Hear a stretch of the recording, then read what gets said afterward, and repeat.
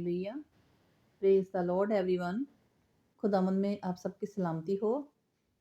तो आज का सुंदर ताजा कलाम यूहन्ना की अंजील उसका 10 बाब और उसकी 10 आयत। यहाँ पर कलाम यूं फरमाता है, चोर किसी और काम के लिए नहीं परंतु केवल चोरी करने और घात करने और नष्ट करने को आता है। मैं इसलिए आया कि वह जीवन पाएं और बहुत ज्यादा से पाएं। यहाँ पर बात किसकी हो रही है? शैतान की और खुदावंद की। दो आत्माओं की बात हो रही है। जब हमारे जीवन में खुदावंद होता है तो हम खुदावंद का कलाम पढ़ते हैं तो हमारे जीवन से वो शैतान एंटर नहीं कर सकता। हालेलुया। तो जैसे ही ऊपर लिखा हुआ कि चोर किसी और काम के लिए नहीं आता, वो चोरी करने के लिए आता है, नाश करने के लिए आता है, हमें घात करने के लिए आता है, हमारा नुकसान करने के लिए आता है। कब आता है? जब हम खुदावंद की दुआ प्रार्थना करनी छोड़ देते हैं, उसकी हजूरी में हम बैठना छोड़ देते हैं। और आगे ही खुदावंद का वचन मती की अंजील उसका 4 का 4 बाब बोलता है, 4 बाब उसकी 4 आयत बोलती है, यीशु ने आगे आंसर दिया, लिखा है कि मनुष्य केवल रोटी ही से नहीं परंतु हर एक वचन से जो खुदावंद के मुंह से निकलता है उससे क्या रहेगा? जिंदा रहेगा। हम इस संसार में जो बैठे हुए हैं ना, हम खुदावंद के कलाम को खाते हैं इसलिए जिंदा है। संसार की तो रोटी हमें रोज मिलती मिलती है। खुदावंद ने तो कीड़े को भी रोटी दी हुई है। खुदावंद ने पशु पक्षियों को भी रोटी दी हुई है। जरिया बनाया, वसीला बनाया हुआ है ना, तो हमें तो रोटी वो देता ही देता है। लेकिन खुदावंद कहता है कि हर एक वचन जो उसके मुंह से निकलता है, रोज हम खाते हैं, उससे हम क्या होते हैं? जिंदा होते हैं।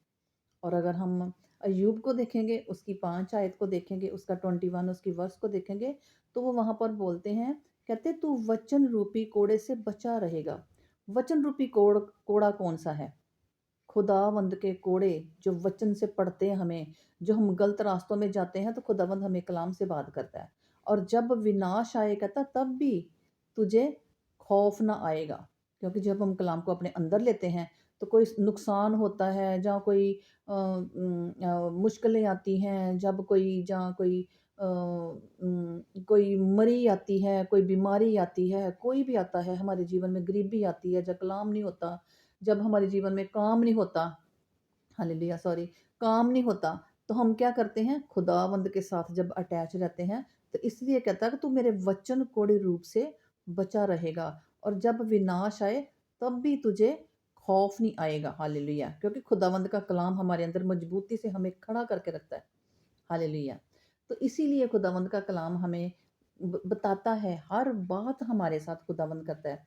और आगे कहता है, खुदावंद कहता है, डरो मत, चुपचाप खड़े रहो, यहोवा के नाम के काम देखो। जो कौन बोल रहा है? हालेलुया। जो खरूज की किताब दूसरी, जिसको हम मरकुस बोलते हैं, सॉरी, जिसको हम निर्गमन बोलते हैं, दूसरी किताब है। इसमें इसमें खुदावंद ने 14 बाप है। और इसमें जब मूसा को लोग तंग कर रहे थे तो आगे समुंदर था, तो पीछे क्या थी? फ़िरौन की सेना थी।